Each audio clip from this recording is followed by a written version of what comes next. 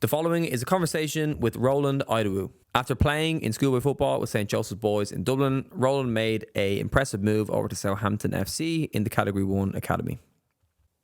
After a year's period with Cardiff after his stint at Southampton, Roland has made just under 100 appearances across Bohemian FC and also Waterford within the Premier Division and also the First Division in the Republic of Ireland. Roland is currently playing today at Shrewsbury Town in League 1 in the UK, and he's also a regular participant in one-to-one sessions in his off-season and has been training with us for over 3 years. As always, we hope you enjoy the podcast. Please feel free to leave anywhere up to a 5-star review if you're listening on Apple or on Spotify podcasts. And if you're watching on YouTube, please don't forget to like and subscribe if you enjoy these podcasts and this style of content. The Training One-to-One podcast is proudly sponsored by Financial Planning Matters. We recently recorded a latest episode with the founder of Financial Planning Matters, Niall O'Connor. In the episode, we talk about a couple of the basics of what the services they provide do, ways to get in contact, and just various stories about managing your financial future. Here is the thumbnail, and you can find the link for that video in the show notes below. Yeah, there you just go. How did the move to Southampton come about? It's actually it's a rough story because I had just done my ATFL, my ankle, and I was out for about 8 to 10 months. But before that period, I was like, basically had loads of interest, doing really well. But during the period of me getting injured, I had a mad growth spurt. And then I'm not 6'5" now, but like I was like 5'6", probably 5'7", and then grew to about 5'11". So when I came back, I was basically like a donkey. Like I didn't know what to do. So it was weird, like adjusting. So the time that I came back, I think I went back into all them clubs, and I was still like, I didn't do any proper rehab. I was with Joey's, and I was literally sitting at home. I watched Vampire Diaries from start to finish. That was my rehab, genuinely. And then about 2 to 3 weeks before that, I was doing, like, I went to a clinic here and there and done stuff. But yeah, it was okay. Anyways, I went to Southampton then, and they were basically the only team out of everyone that was like, oh, we understand that, like, you've had a growth spurt, and like accepted that, like, yeah, I needed time to adjust to my body then, and yeah, I went in there. Yeah, Interesting.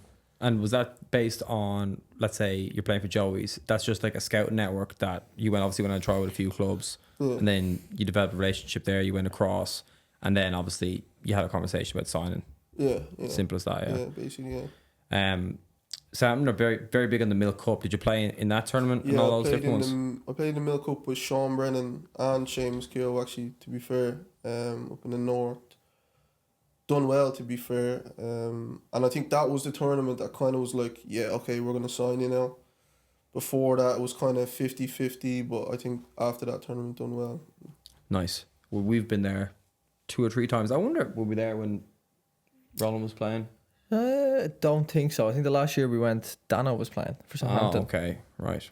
Dano and someone else is Irish? Yeah, he's still... On Porter, maybe? No, not on Porter. It's a centre half. He's still playing, I think. Oh, no, O'Connor. Your man O'Connor, Thomas O'Connor. Yeah, Isn't he played in Scotland? Yeah, Thomas O'Connor, yeah. Did Aaron Driscoll play that as well? He signed for Southampton, didn't he? Yeah, he was at City before, no? Yeah, he was at City, yeah. Yeah. Jesus, yeah, he's had some youth career. Yeah, crazy. Yeah. They're all at your age, aren't they? Yeah, they're all 99. Yeah. The what's it like on a day-to-day basis in Southampton? That's like I think people like obviously think of like United, Chelsea, City for like academies and all, but Southampton's very well regarded at the ground level. How did you find it? I think I didn't really understand how much detail was being put in till I left. Like, as detailed as in the morning you wake up at a certain time, your host, I lived in a host. I went over at 16. They basically paid at host families to wake us up at the same time every morning, get us ready, and then we'd obviously go into training. Stretching, we stretched about 4 or 5 times throughout the course of the day, and it might sound silly, like stretching, like, but the detail of doing that, the amount of times, you feel it later on in your career. Like now I'm having to force myself as much to remind myself, oh, go stretch, like to be more obviously agile and move around more. But the stuff they do for you to allow you to be a footballer is insane, I think. Insane.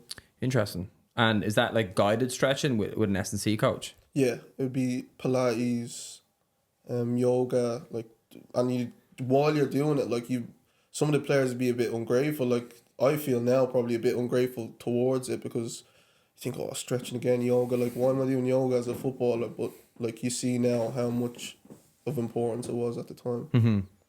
And then what's the pitch sessions like? Is it like session in the morning, session in the afternoon? Is it just based on your games? Like how's that organized? Yeah, I think you do more when you're younger. So as you get older, it's less on the body and more on your mind. 16, 17, it was more just technical. So you do technical in the morning, do gym, then in the afternoon you have another session, more based on like tactical and stuff like that. But yeah, that was how it looked. Interesting. Is there a massive difference between, let's say, like a category 1 academy versus like what you saw just like with the category 2s or the 3s that you could have been playing against, for example? Like, is there a huge gap in the professionalism aspect and things like that? Professionalism, yeah. I think when you walk into a Cat 1, you know it's a Cat 1 straight away. And then some Cat 2, like you look at one section of the training ground and it looks like, oh, this could be Sunday League here. And that looks like, oh yeah, and I see why they're a professional club. Mm-hmm.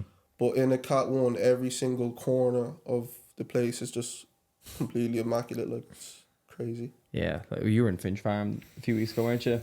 Yeah, it was nice. It was nice. Was it the same aspect? The pitches were outrageous, and there was like 12 of them, 10 of them, and it just keeps getting bigger. When you go out, you think you see the front of it. There's like a training pitch to the right. I think that's what the first team did, their sets or something like that. They have like a pitch specifically just for set pieces or something along those lines. Then there's the big GK arena, which is in the middle, which is a joke. And then you just have like where the 23s, 21s, and then they were working on, I think, 4 or 5 different pitches as well. But like outrageous, like the quality of the pitch. The building itself, we didn't get to see the full thing, obviously, because we're like guests, so we only got to the reception, passed through. But even that, like the level of detail, like you have to obviously go around with a name tag. You can't just be waltzed around, and they're very strict on security when you come in. Things, yeah, like the quality is outrageous. Even when we were in Melwood when we were younger, now obviously it's been done up now, but with Liverpool's ground, they're extremely strict, like scary strict. Don't let you do a thing when you're walking around. They take your phones off. Yeah, they don't let you do a thing. Well, my dad took a photo while we were there. They're like, delete that, get rid of that. And then they're on you, like security everywhere. They're a whole different culture and different setup. But again, the pitches and whatnot, outrageous, absolutely outrageous. Johnny was over there with you as well, was he? Yeah, Johnny was there. Yeah. Did you go over at the same time? Nah, Johnny's 2 years older than me, so I went 2018. He would have been 2016. He would have moved over probably. And then how long were you in Southampton for? I was there for 2 years. 2 years. Yeah. And the jump you made after, where did you go after? From Southampton, I went to Cardiff then. Straight to Cardiff, yeah. How did that come about? So my agent had links to Cardiff and we played them during the season in like a friendly, and I think they thought I done well, so there was always that like conversation of Southampton and take me on that I'd go over to Cardiff then, and I think it obviously came to fruition. Well, with Southampton, before you made that jump to Cardiff, how did that finish up and why? I'd say it was more like when it's like Premier League is insane, like the standard is crazy. I just don't think I was ready at that stage. Like now looking back at it, I think if I had the brain I have now but the same ability at the time, I probably would have got kept on or something like that. But it's just knowing the game as early as possible. Like when you see these like 16, 15-year-olds getting a debut, like they just understand the game way earlier than everyone else. They're not like unbelievably technically better than this player or that player. Like you just need to understand the game as early as possible. For me, I don't think I was anywhere near understanding the game. So I needed a year and another 23s or another 2 years just to develop my football mentality basically. Why is that, you think? Is it a case where when you went over, obviously you had the injury spell, so that doesn't help. Yeah. Because before you go over, you're not playing for a long period of time, and you're still like young, naive as a player. But was the jump too vast from Joey's to Southampton? Like, did you feel prepped at all tactically? Technically, obviously, that it is what it is. You can work on it, of course. You can get up to speed though very fast. Was it more so from a tactical point of view when you're saying that mentality, or was it a mix of being a little bit immature as well as a person? No, I'd say tactical is the most. I don't think I felt like I was a baby going in. Some of the words even they were saying, like, and explaining where to go when this fella gets the ball and what runs to make. Like, it was completely new to me, and there was players there already that had all that information drilled into them from 14, 15. Like, they already knew the game, so I felt a bit like I just had no knowledge of the game. But to be fair, after a year or so, I think I caught up in a way, but still wasn't enough for me to make an impact where I'm the 16-year-old or 17-year-old that the club looks at you and thinks, yeah, he's going to be ready for first team in a year or two, which was probably why I didn't get kept on there. Yeah, it's fair. When you say the game, it's just you're talking purely tactical knowledge. Yeah, purely that. Yeah, Fair. interesting. Yeah, I think from what I've seen from players struggling to make like the jump from like academy football to 21s, 23s or first team is a combination of, yeah, I'd say a lack of tactical trust from the staff. And I think what you were saying there about maturity, it's more so like having a good understanding of bouncing back from mistakes, having the right amount of ego as well, like being able to go into like a first team environment. And it's definitely, I suppose, shifting a little bit now. I think your crop was kind of like the last generation that could go over to the UK before Brexit as well, which is huge, you know, because I think you're nearly up to 100 senior appearances now.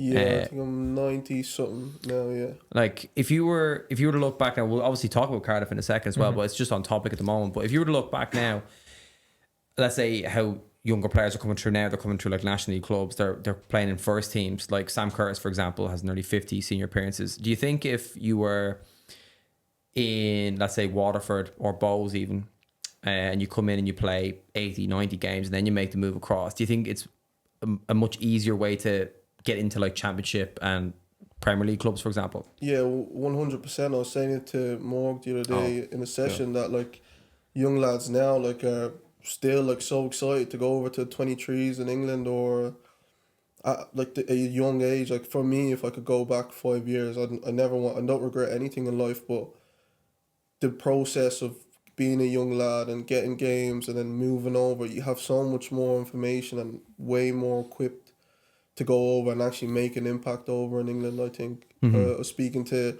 Romeo, a young lad at Waterford. And he's doing really well. And he's obviously got basically the whole of England chasing him now. And I was just like, he's probably has like nearly 50 appearances now. Like, him compared to me at that age that was over in Southampton, like you look at me and think, oh, he's a player for Southampton.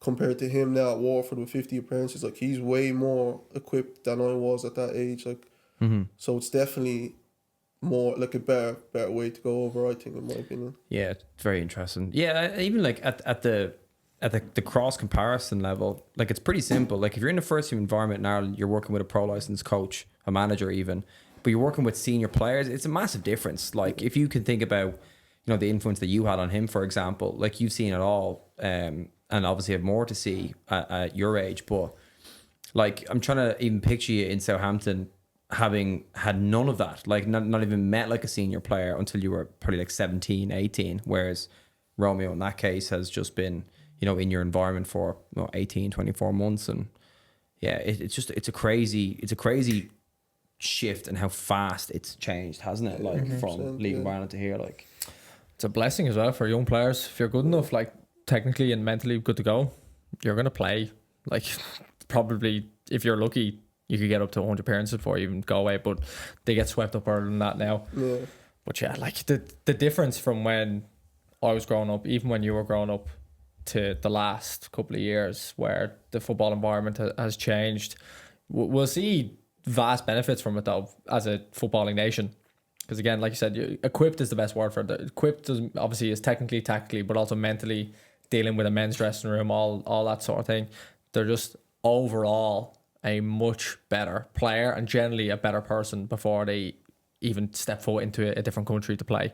It's hard enough going to a different country to play, let alone going over and being struggling technically or struggling tactically and dealing with the physical side as well. Again, most people can catch up to that fairly sharpish. So it's such a big difference. Like with Cardiff, was that a step up, a step across, or a step down out of the gate?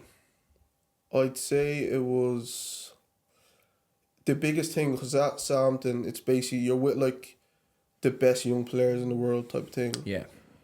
At Cardiff, when I went over there, I'm like at Southampton to stand out. I'd run more because I wasn't like technically unbelievable compared to everyone else.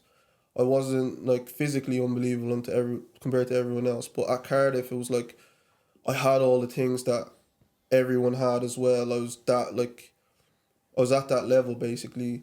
Then it was just about expressing myself, and then it got into the nitty gritty of actually becoming a men's player, because for me I'm an attacker, so getting end product goals, assists. It wasn't till like 18 I was at Cardiff till I started thinking about goals and assists and end product. It's like if I had been thinking that since 14, 15, like I was saying to Morgs the other day, we're talking about scanning.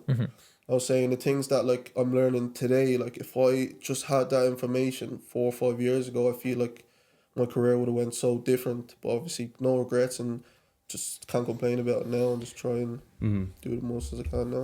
And on the Cardiff side of things, was that a quick acceleration into or in and around the first team and the 23s? It was kind of away from academy football, wasn't it? Yeah, so I was with Neil Harris when I first went in, and he was all about young lads, all about 23s, training with first team. So every Tuesday, Thursday, we're training with the first team, and it was small-sided games, so you had a chance to stand out against good players, like players with about 500, 400 appearances. Like you're going up in 1v1s against them. So amazing. It's an unbelievable experience. To be fair, at Cardiff, I think. And what did you feel like, if you look back on it now, where like the tough bits about trying to break into a first team? Because if I'm not mistaken, and I've never been in that environment, but it sounds to me like one mistake or like the wrong person that just doesn't like you at that time just completely shuts the door. Like, how did you find that experience? It's actually funny because I was saying it to Morgan about Jude Bellingham in training the other day. Like, it's so like cutthroat football. Like it could. With Jude Bellingham, I think every single window he had, like small things like training with the 23s or training with the first team, like he's just excelled at every level. But like the normal player would get shy away because he's with the first team or makes one mistake and loses his head. Like it's just actually having a completely perfect like performance in every single scenario you get. I think that's the biggest thing on trying to like push through that barrier, is like not messing up, being consistent, which I think having games and that experience from being a young lad in Ireland, playing men's football, you're more equipped to go over. And I'm curious as well, sorry, because as you're getting older, did the living situation change? Because you were in digs originally, weren't you, with host families? And when you're in Cardiff, are you by yourself now, or are you still looked after by a family, or how does that work? I shared an apartment with another player. Okay, yeah. So it was very different. I had to start making food for myself, and there was no one to wake me up at 6 a.m. in the morning to get to training. So it had to become very independent at that age. But it was different, yeah. Yeah, I think that's what people forget as well. Like even you were talking about like Jude Bellingham excelling at like every level. That doesn't just count for the pitch as well. It also counts for those moments too, doesn't it? Like how quickly can you transition from being looked after by a host family to actually living by yourself? Like I don't think people register those conversations when they're in football. You know what I mean? Like I can't think of anybody that's even thinking of those sorts of struggles. Like, did you find that was a very tough transition period, or did you kind of get into groove a bit quicker than you thought you would? Well, for me, the way I moved over was like, yeah, you're going over to play football, help your family back home. So for me personally, I was just like, I don't care if I'm sleeping in a hostel, like, or the homeless center, like, as long as I get to go to train every day, improve and try and improve my life and my family's lives. Like I would have done anything, but I'm not downplaying how tough it is at all, because I know players I've went over with that have struggled a lot because their backgrounds are different to mine, and I don't look. I have empathy for them as well. It definitely is a big transition, because I was 16 years old was when I went, so I basically grew up by myself in a way. Like I not raised myself, but like I didn't see my family very often. I think there was a year I seen my family 3 times that year, and I'm like 16, 17, and it's like I'm forgetting to ring my man and stuff like it's mad. But I think when you have the drive and you know, okay, what you're here to do, then I think you'll be fine. For me, that's what it was anyways. And would you be quite close to your family as well? Yeah. Yeah, so that must be crazy tough. Do you find when you're playing for more than yourself, there definitely is I would say like a better motivation to play the game, or is your main focal point of playing football a love for the game? If that makes sense. No, it's I think it's a combination of both. There is times when the game is tougher on you than it is at times. So there's rougher times. So I think channeling into, okay, I'm doing this for this reason when football isn't going so well is a good way to like handle different like scenarios in football. That's what I try to do anyways. Yeah, that makes sense. Yeah, like I'm always interested talking to pro players with such different backgrounds, because I've never been there, and it's always, we work with them day to day. I think every single person has like a different background or like a different motivation to play the game. But at the core of it, like, do you really love football? Like, do you love it the same way when you were like 4 or 5 years of age? No, I definitely do. 100%. I definitely do. I think it's become more of a job now though, because when you're young, you're just going out with the boys. Like I say it now to my mates now, like we're talking about going out, what we doing later, like, and you're spending 60 quid, like, and you're like we have to spend 60 quid to have a good time. Like 10 years ago, we go out with €2, get packet jellies, a Lucozade, and go to the green and have the best day like in the world. Like, so I definitely still have the love for football, like as I did as a kid, but it's definitely more of a job now because it's more on the line than just going out to the green and playing with the lads. Yeah, no, that's very interesting. So, like, even if you think about, the kid you were on the green to, in training with Cardiff's first team, what was the decision to either stay in England or come back to Ireland? So was it a case where Cardiff didn't have a spot for you? Was it a choice to come back? What was your mindset then about what was the next stage in the career after Cardiff? I think after my year in Cardiff, it was probably the biggest decision I had to make in football, because not only was there like ego about, oh, you've been over to England and you're coming home and you're going, this is a step backwards and stuff. Like I could literally see, like in Ireland, people were making strides in the Premier Division, doing well and getting the contracts that I was fine to get in a 23s system in England. And I wasn't getting enough from what I was doing in the 23s in England. Like I wasn't getting enough drive playing football, like with no fans, no crowd, it just wasn't doing it for me. To be fair, it was probably like a combination of both, because from them as well, they were like, oh, we don't know, like you're a good player, we're 50-50 on it, and it was like, all right, we're gonna have to make a decision, give us time. But before that happened, I already knew like I need to go and play men's football here. And that was a decision I ended up making, and going home and starting to get men's games and start my career properly. Yeah, and obviously that brought you to Bohemians first, wasn't it? Was that half a season, if I'm not mistaken? Half a season, yeah. Yeah. Half a season. And then you really kicked off then at Waterford with the appearance side of things. Yeah. Do you feel like that was a mix of obviously being, a very talented player and very good timing? Do you feel like your maturity, your tactical knowledge, all that kind of clicked together at Waterford? Yeah, that's the club that everything happened at for me. I was given confidence to just go out and play and make mistakes and then learn from my mistakes. I think the level I was at as well was second division. It wasn't Premier Division.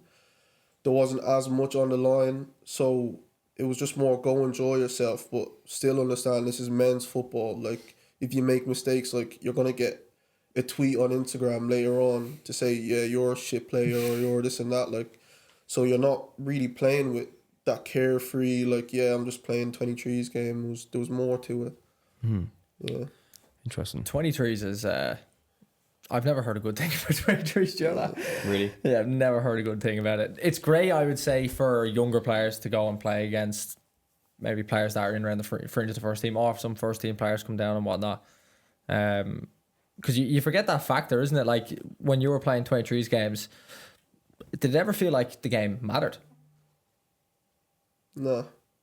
I think it was the only thing, like, the only time when the 23s game mattered to us players was if the first team manager was out watching. That's what I felt like. That was when everyone had that more of a, like, kick in their step, and, like, everyone really was making them extra yards to get a tackle or extra yards to get a shot off, was when you knew the first team opportunity was there. But with some different managers are different. Some managers will never watch any 23s game. Some managers will be at every game. So, like, it's just 23s football. It's just, I just wouldn't advise it to anyone. Even now, like, if you're a 23s player in England, I think get on loan now, like, because you go on loan, have a great loan, people start talking, and all of a sudden you're back in a pre-season training with the first team. So I wouldn't advise for 23s for like 16-year-olds for me. That's what I'd say it's for. Very passive, isn't it? The games. Yeah. It's just kind of, you have it. If you give it away, we have it, and we kind of just dance around each other for a while, and something might happen in the game. There's obviously going to be one or two standout players. There's obviously quality all around the pitch. You wouldn't be there if you weren't a very good player. But yeah, by 18 minimum, isn't it? It's like, you've got to go. Yeah. You've got to go and play first team football. Like, regardless of where it is. If you come back, if you're UK based, come back to here. If you want to drop down and play like conference, play even lower than that if needs be. Like, the gap is just so substantial. Standard of player might not be as good at certain levels, but the importance of playing games that matter, as simple as that sounds, like, you've got to be competitive, because you can lose that drive if you play a full year. Like, if you were playing 23s, how long was that duration you were playing that season when you were playing 23s? It's the same as the first team season, but it's a bit shorter, to be fair. Not as many games, but it's the same, I think. Yeah, so if you're in that for like a full year, and you haven't, obviously you're going to try in every game, but if you're not at it, because, you know, there's fans watching, there's competition, like there's a chance of getting into the first team. If you don't have that, like, drive, it must be so difficult to then, when it's time, right, you're in the first team, to just switch it on. It's just tough. It's a tough market. Like, and again, people judge it from the outside, I suppose. And when you're in it, it must be a full different story. Like, that feeling of, I don't know, you're just playing for the sake of it, like, playing for the sake of it. What did you do well at Waterford? I think I knuckled down on some. For me at Waterford, I was like, okay, I'm going to Waterford to get a move from the 2 years that I had. So I have a whiteboard in my room that I always write all my targets for the season. And every time at the very bottom of the whiteboard, it's get a move. So I was like, okay, everything before that was how to get a move. In my first season, what the thing about the first division is, there's not as much spotlight on it. So you could be a really good player, playing well every week, but there's not enough publicity around the league to get the move. So for me, I think my first year at Waterford, I actually played better football. But in my second year, I focused on goals and assists from the start to the finish, and then I got my move. So that it was just knuckling down on what to actually do to be successful in the game. Interesting. So numbers matter, don't they? Yeah. Especially for someone in your position. Yeah. They do. Like, I say that a lot to our players. If you're contributing, like, it's first of all, it's impossible to leave you out. Yeah. Therefore, you're going to be on the pitch for longer, and you've got a better chance of getting looked at because you're just on the pitch. You're available. Being available is one of the hardest things in football. You look at United at the moment, unavailable. Half the top players. So they're not top players. If you're unavailable all the time, you can't be a top player. So when you're playing like that, hold it there. If you haven't, make sure you check out www.fpms.ie to start your financial journey today. And you're contributing, you're getting goals, assists, whatever it is, your name's constantly on the score sheet. You could play shite. No one will know. because your name's on the score sheet on repeat every week, and therefore you're going to play. And when you're playing, the minutes go up, everything about you, your stock essentially rises. And it's just so much easier to take a gamble on you. While you, like you said, I watched it the year beforehand. Obviously, we were watching a couple of the games, and there was moments, where you were probably much better than you were the year before you went away. But just the way it is, isn't it? That conscious switch, though, like you're saying there, right, I'm going to focus now on goals, assists. Like, what do you do to then all of a sudden go, right, I'm going to start focusing on getting goals and assists? How does that change overnight? You text Morgan and get a session in one-to-one. No, I think 100% I'm not even messing. Like, that's what I did, to be fair. But after sessions, like 10 minutes, get finishing in, even on my off days, because we were full-time, but I know what full-time actually is. And it wasn't that, like, being a full-time footballer is basically decided by yourself. You can come in and train on a Monday, Tuesday, Thursday, Friday, and have a match on Saturday. And I feel, for me, I think there's players that do that and still aren't full time. They'll go on, have the Wednesday off and have a McDonald's and just chill for the day, watch Netflix and be in on Thursday. But Wednesdays for me at Waterford looked like going into training, nicking a bag of balls from the under 16s, then running to the other side of the pitch, the free pitch in the back, and just take finishes. For me, I was playing out wide and kind of like in different areas up top, so I'd get crosses in as well. And that was the two things I focused on, like goals and assists. Goals was getting shots off, and assists was getting crosses in. And that's why I just stayed on. Yeah, a combination of mindset and practicality. Because I don't know if you know this, but you're one of the first pro players to come in alongside Jordan at the end of that time. Of actually seeking more. Is that something that you've always wanted to do? More work, specific work that's going to aid you? Yeah, I think even now, like, for me, like, I've had so many opportunities to take my foot off the gas and feel sorry for myself and be like, oh, this hasn't worked out, that hasn't worked out. But even now, like, I've been home for 2-3 weeks, and this is meant to be 2-3 weeks. I'm meant to rest and recover and go to Marbella and have a good time, wherever, relax, like. But for me, it's about pushing people out the way, and I have to do more than every single person in my position, even if it's not on the team I play for, the best winger in League One or the best striker in League One. I need to be doing more this summer so that next season I'm performing better than them. So that's what I'm doing now. So I'm always wanting to get better and improve and excel, yeah. And let's say if you're off the pitch and there is rest and recovery time, do you like to, let's say, obviously rest and recovery is important, but would you do a lot of, let's say, reading or anything else outside of the football pitch that would aid performance? Yeah, I think reading for me, I'm quite religious, so I read the Bible. I'm reading a book right now. It's like 40 days through the Bible. And I think whenever I'm just trying to like cool down and rest and whatever, I read that, and yeah, that'd be my, probably I'm just going out with the missus or whatever, like that'd be my cooling off period kind of throughout the days, yeah. Nice. What has faith taught you over the last few years? It's been one of the biggest factors of why I am still trying and why I am still going, because even like with the thing I talked about with my injury, like I went from 15 having 7-8 Premier League clubs texting me, coming back like not being in the same position I was in, and just feeling like the world was over. Like, because at that age, like it was harder for me mentally to take that all in. And praying, going to church every Sunday, my mad dragging me to church. Like now I think, like, what was I doing? Like the amount of things for me that I feel like it's done for my life, like it's insane. Like just keeping on praying and being like having faith that like things are gonna work out for you. And every time that I've felt like things weren't going well, it has. And yeah, I think definitely it's been a big factor. So in terms of your religious faith, a lot of the benefits that you see is like a continuous drive, a discipline. I would say even like a spiritual practice, even as like downtime as well. It's very much like a central like focal point of your day-to-day life now, really, this stage, is it? Versus being dragged into church on Sunday. Yeah. I think I'm a bit older now and understand the importance of it. So yeah, it is a very big factor in my life, and it's probably everything else revolves around it more at this stage. Yeah. Interesting.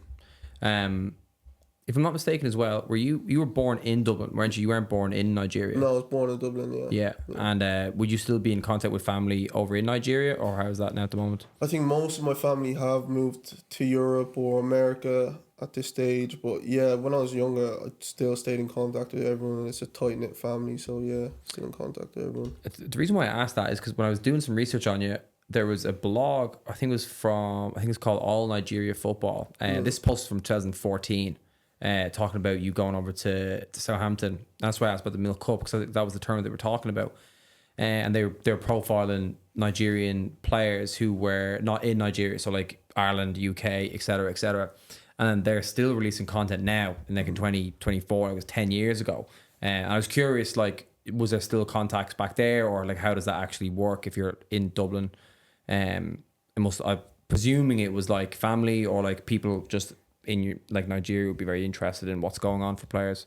Yeah, I thought, to be fair, I've seen the article that you spoke about. I think that was the very first article that was kind of written about me. My mom, my uncles, my aunties, like sending around on WhatsApp, everyone going crazy.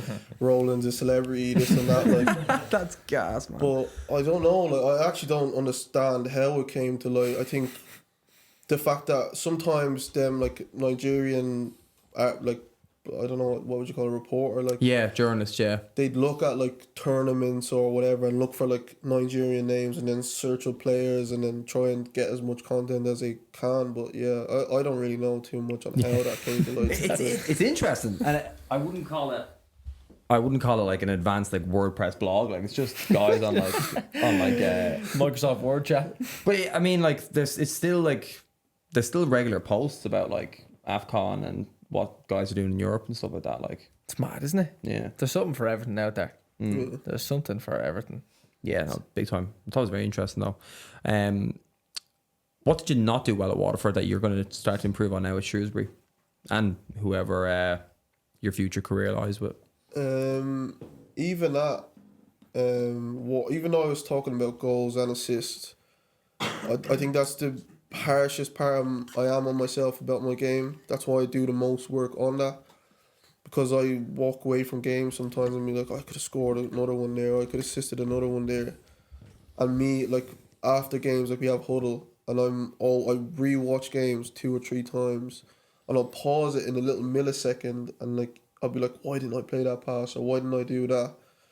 And it's like, it's a bit harsh because in a millisecond, like, the picture changes so much. But I think just decision making was my biggest one, and like staying focused in pivotal moments in games, I think was what I needed to improve on most. Like, I got lucky and it worked out in the end. I got my move, but still, like, there were still things that I needed to work on and still do need to work on, and I'm still trying to improve at the moment. Yeah, and like, you worked so hard for that move.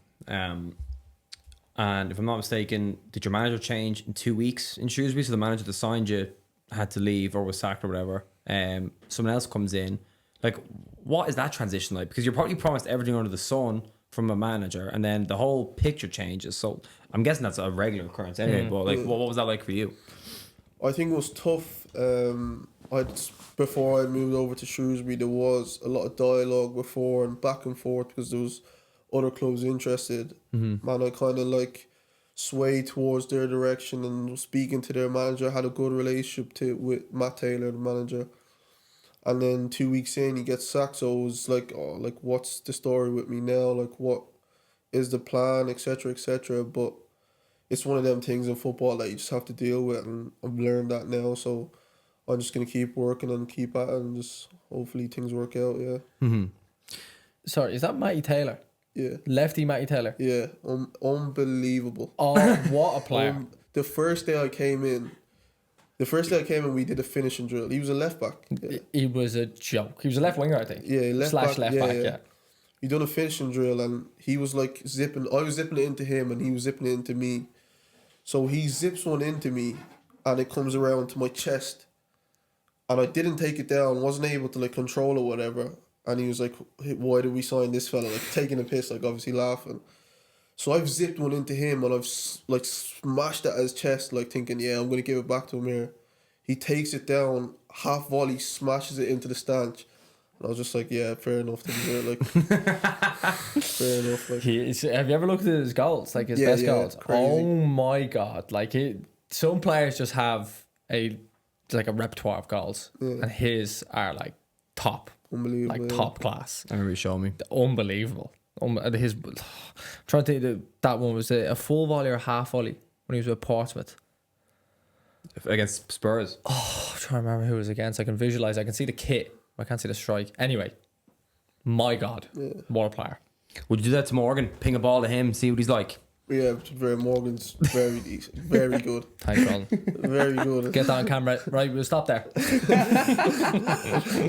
Stop there. Thanks. You'd want to be good now because you're repping out like every single day now. Now is when we're sharpest. We have to be. I was rusty for a long time. There was a duration, I would say, the last February to probably like now. When you first came back in Savage, I was like, right, now we need to switch it on. Me and Daly actually said about it. I was like, we need to technically be at it now. You're both training, aren't you? Like running. I know Gary's running. Daly's running. I'm not running a meter. I'm not running the meter. No way. But technically, it's like you have to be like, you get away with a lot in small group sessions, as in with the kids and stuff, because you don't do anything. You don't serve, and when you do serve, it's very like relaxed and chill out. And all of a sudden, you're into a warm up, and everyone's firing footballs at you, and you have to be at it like. So yeah, no, I had to mentally prepare to be ready for this off season because I was miles off it from February to like I said, probably like 2 weeks ago. Mentally, I felt like, oh, my touch is so bad. So what do you do to get ready for it? Like what? It's more of a mental switch. Oh, is it? Of being like, right, technically, like my touch has to be so good here, and even service different weights pass. Now, again, sometimes pros, I don't know if you even know if you realize it in some sessions, but like when we're doing like a technical practice, and if it's just for a sharpener, we'll generally clarify before. It's like, this is not, you don't need to do, there's no decision making here. This is purely just to get you loads of touches, like a variety. That's where you've got to be like bang at it. Other ones though, when we do like the scanning work and stuff, like see when I'll take like a bad touch on purpose, and you'll have to like react and change your body shape and pick up a different angle to scan from and whatnot. That's where it's a little more control. Like you don't need to be great then, because we're intentionally giving you kind of shy passes, so you have to live with it. But it's the sharpeners or service. We were crossing earlier and it was a blowout because it was so hot. And my cross after a few, I was like, I cannot do this. Like it's so difficult, like fatigue wise now. I'm trying to keep decent quality so the lads can work on clearances and stuff, and that's the tough part. I was gonna say as well, because the amount of times you should probably strike the ball in a week. Like, do you do like any like gym sessions or anything? Like, because imagine you get like injured now, like what's the like it's a good protocol then? It would be a disaster. So now pretty much would probably won't see a weight for about a month, maybe once or twice a week, or even once or twice every 2 or 3 weeks, because the load is just, it's too much. You need to clarify that, or you have been training. I had been training prior for like, try get in minimum twice, sometimes 3 times a week, and even that, like prior to the off-season period, of course, we have sessions in the evening, but all day, like, we're just working in the office. But some weeks it could be strenuous. You have to go to meetings here, there, everywhere, and then you're, like, the build-up to the off-season is wild because there's just so much to prep for. So you've actually very limited time. Personal time's important, and I've learned to block time off to go gym and stuff, just for mental clarity more so, because the gym is so boring. I find it so... Do you enjoy it?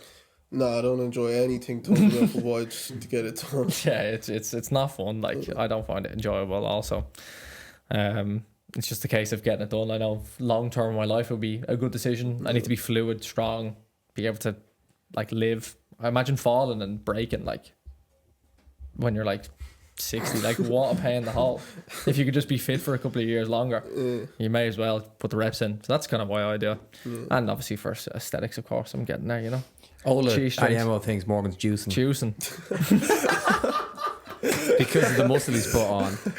And Finn, I was complimenting Finn the other day, slagging him. He said something stupid, and I was like, you're on the roids or whatever, saying he had roid rage or something like that. And then Ola was on to him and go, Ola was the first to compliment everyone, which is always nice. He goes, yeah, you've been in gym. You've been in gym, haven't you? Finn there behind the camera buzzing with himself. What are we talking about? Well, I was basically slagging you that Rowan should ping a ball at you. Like, Oh, yeah. No problem. No problem. We'll have a... Oh, no, actually, I was going to say we'll have a finishing comp tomorrow. We will not. You will, with the 3 boys. What do you like in managers? Like, what did you like about Matt Taylor when you first met him? He was so based on me coming in to do what I was good at Waterford. So he was like, even in the interview he did when I was like explaining to the fans what type of player I am, he's like, look, he's a creative player. Like, we need to basically allow him to make mistakes and create. And it was just also like, it just felt like such a plan of, yeah, dude, like, this is what he's coming in for, and we're going to utilize him in this way. So I was so like happy. He was the first gaffer that kind of told me like, yeah, look, like, this is exactly what we want you to come in and do, like what you've been doing. Showed me clips and videos of like scenarios, and it was just such a perfect fit. I thought it was, yeah. Mm-hmm. So going forward, like, Shrewsbury won't be your last club. I would say, especially in the way the football is now. What would you be looking for in the perfect world when it comes to a manager? Like, would you like someone that is quite hands off, just gives creative freedom and a lot of patience? Would that be like the main type of things? I think for me, I'm trying to be like a sponge. I do like information and to be told what to do, but at the same time, like freedom to do what you're actually good at as a footballer. Because if we all just play exactly the way like we're told, then it's like we're more robots than actually like expressing ourselves. And like, I just think freedom as well is a big thing, yeah. Mm-hmm. What's the number one blocker of a good performance then for you? I think for me is dwelling too much on mistakes or not being confident to do what I'm good at. I think if I don't have them two in my head, it just won't be a good day in the office. So that's the mental side for me is probably my biggest weakness and something that I'm trying to work on at the moment, yeah. Mm-hmm. How are you trying to work on it? I'm seeing it. There's a therapist that Promise actually referred to me, and he kind of just talks to you about dealing with basically mistakes and not being in the right mind frame and what to do to reset and get back on track. So Nice. yeah, stuff like that, yeah. What does that... Obviously, I'm not going to go into the ins and outs of it. It's your personal bits, but what is the frequency you go see him? It's a Zoom call. So Zoom it's call, a Zoom okay. call probably once a month. Okay. Right now I'm doing, because at first I wasn't too keen on the whole like seeing a therapist and all that stuff, but the details, like the small things, like anything I can do to get better, I'll experiment and see if it works and keep trying it, yeah. It's funny because like you said that, right, and I don't know if it's since you've tried it, which is a good thing that you've seen it, but you said your biggest weakness is your mind, Yeah. and you weren't willing to train it. I wasn't, sorry? You weren't willing to train it. So if I were to tell you your Coutinho finish is shite, what would you do? I train it. You go and train it. Yeah. So you're like, right, I have a big mental block, struggle with dealing with mistakes. The first port of call I would say is go see a sports psychologist. Yeah. It's the first thing you do. It's like if you want to improve a technical point, go see a technical coach. If you want to improve your physical output, go see an S&C coach or speed and agility coach or whatever it might be. Yeah. It's like do you think that stigma is still present? This is something that gets spoken about pretty much in every football podcast ever, but someone who's actually in the trenches doing it, do you believe the stigma is still out there? Definitely. The stigma definitely is out there. It was there with me, to be fair. I think it's the strangest weakness to have, I think, in football, because football is such a macho man sport, and like, yeah, you need to be tough and aggressive and have all this like stuff, but there's things like that you need to have right before you go out and do all them things, and the mental side is probably the biggest part of that, and I think it's something that definitely people need to be more open to and start thinking about more. Mm-hmm. Yeah, you've got to train the brain, without a doubt. Like we done a bit with James Claffey, who's a sports psychologist, and he was on the podcast at a coach's CPD day, and he was asking our coaches, how much of the game do you think is social, technical, tactical, and psychological? And like, I think we had said like the mental side, the psychological part was like 80% is what we believed anyway, or I think it was my group or whatever. And I do believe that, because anyone, you've been in Southampton, Cardiff, Shrewsbury, Waterford, Bows, everyone's a good player. Like, Yeah. it's pretty much everyone. There's a baseline, and then there's outliers that are very, like, 1 in a million, like your Jude Bellingham's and whatnot. And those outliers are just always going to be outliers. They're just better at everything. Like, you look at Jude, physically perfect. Like, even from a social point of view, brilliant in interviews, so marketable. Like, the physical output, his mental side of his game that everyone seems to see, unbelievable. Technically outrageous, output outrageous, defensively outrageous. Like, you can't replicate that. It's just, they are what they are. But when you look across, like, the wider spectrum of world football in around League 2, League 1, Championship, there's obviously standard gaps. It improves, but it's just like micro, super micro. And the biggest separator of top players that we see is just their mentality is outrageous. Their arrogance, like willingness to get on the ball regardless of position, like what's going on around them, pressure, dealing with setbacks like that, dealing with a change in a manager or an injury, or dealing with a little bit of pain, whatever it is. Like, the mental capacity that these top players have is scary. Like, so yeah, is that like the biggest divider you see amongst players? Like, why do some players thrive and some just sink in certain scenarios, do you feel? It's tough. I think a lot of it is luck, but at the same time, you need to create your own luck. I think some people don't really look at the small, tiny details of stuff. Like, I was watching a Real Madrid game the other day with my mate, and Jude Bellingham like ran over to the crowd and started like waving his arms around in front of them to get the crowd up. Like, my mate was like, "What's this fella doing? Like, he's 19 years old or 20 years old." But it's like that little, like, that gives him like adrenaline for the next 5-10 minutes, and he's going around the pitch. And some players just won't look into the small things, like here and there, like, why is this not working out? What, like, you just have to buy into every single aspect of it and just give your all, I think. Yeah, luck is undefinable at times, isn't it? It is what it is. It happens or it doesn't. You can create your own luck, like, again, when the whole idea of preparation meeting opportunity and whatnot, but pretty much everyone is trying to prep the best they can. Or, well, I say that is not true, actually. Looking across the board, it's not true. Actually, very few are at a top level. What I mean by that is having all boxes ticked. Where, for example, you're struggling with the mental side, or you think it's a weakness, well, then go see to it. You've done that, box ticked. You're trying to improve and doing it with purpose, hopefully, as well. You want to improve output, go see us, tick. And you're trying to improve all the time. Not a lot of players, actually, now that I've said it out loud, actually do that. They leave a lot of boxes unticked and end up with decent careers. With decent careers. Like, everyone can have in the pro game, generally ends up with a fairly decent career. But like, what does that look like for you? What separates a decent career from a very good career? I think, are you talking about like effort into putting into it, or are you talking about like success? For everything you put into it between now and hopefully when you retire later into your 30s, what does that look like? What does the output look like for you? And it's hard to put it in numbers, I know that, but it just in general.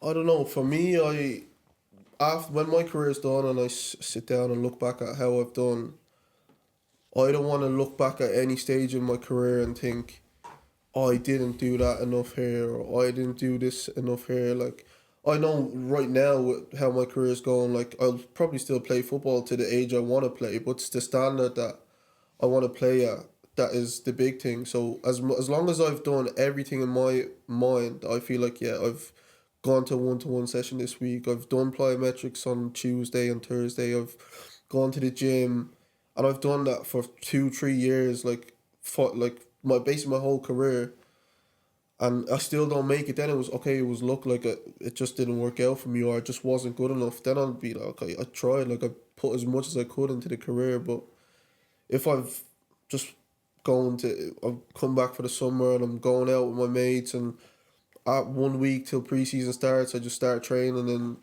you come in and people are saying, oh, like, you're not ready to come in, and that's happened every year and year. Like, I just think it just eat me away for the rest of my life, to be honest. So you're purely process based, not at all outcome based. No, of course. Like, I just won't say it now because I'm keeping that to myself. But like, if you ask me, like, It's fair. off camera, like, I'll probably tell you, like, I'm going to be playing with Jude Bellingham next year. Like, that's the mindset I need to have to do what I do.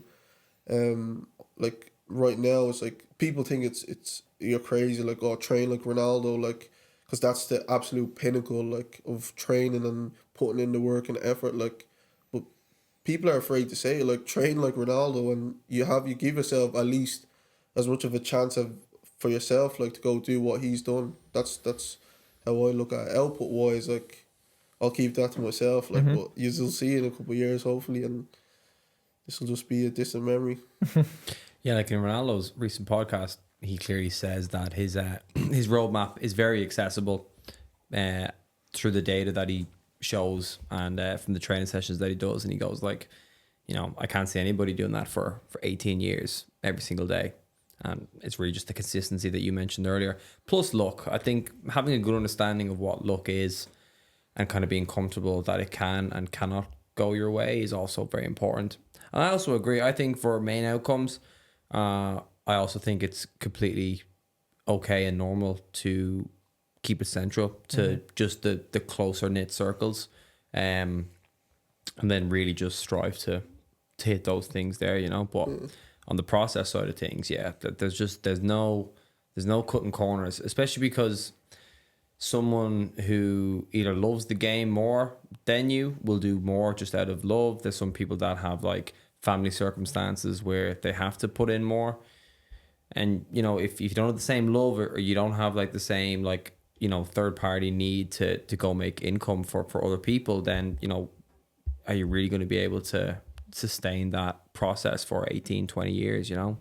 And again, I just don't think players, from what I've seen now over the last 4 or 5 years, I just don't think players are really having those sorts of like conversations with themselves, you know? Yeah. About like what's to be done. They're not all in. Very few. I've seen very few. Obviously, the boys that and girls that we deal with on a majority of on a professional scale are pretty much all in. But anyone on the fringes, whether that be playing professionally in Ireland or semi-pro or however you say it here, and then even younger players, there's just not enough people that are all in on it. Like that, they claim to be a footballer. It's in their bio, so it must be true on Instagram. But they do fuck all about it. They honestly do the absolute bare minimum, and generally they are the loudest, the ones who are trying to proclaim X, Y, Z. That's why I like people like you. You're very quiet. Yeah, sometimes. I don't say much. You don't really say much, but which is good. It's good because you don't really have to, because we know obviously you're putting in work. You do. That's the most important thing. But yeah, those that generally aren't all in want everybody to know that they're doing something. It's like going to the gym and an Instagram story has to go up, or it didn't happen. Like, just didn't happen. The session never went ahead. I think it's wild. Like, it's a dangerous game you're playing then. Anyway, yeah, the majority I don't see is all in. I do see you as all in, and you've proven that for years, because, like I said, as soon as you came back from Cardiff that off season, straight in. You're the first one in, and then this year you're the first one in as well. Yeah, love that. Proofs in the pudding. Next year I will be as well. Yeah. And then the process repeats.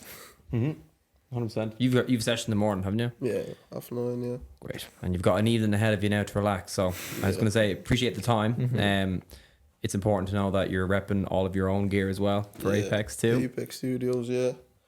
Look right down the camera lens. This is your selling point. We're trying to get some good summer bits. Just follow the Instagram and get your summer sets. Yeah.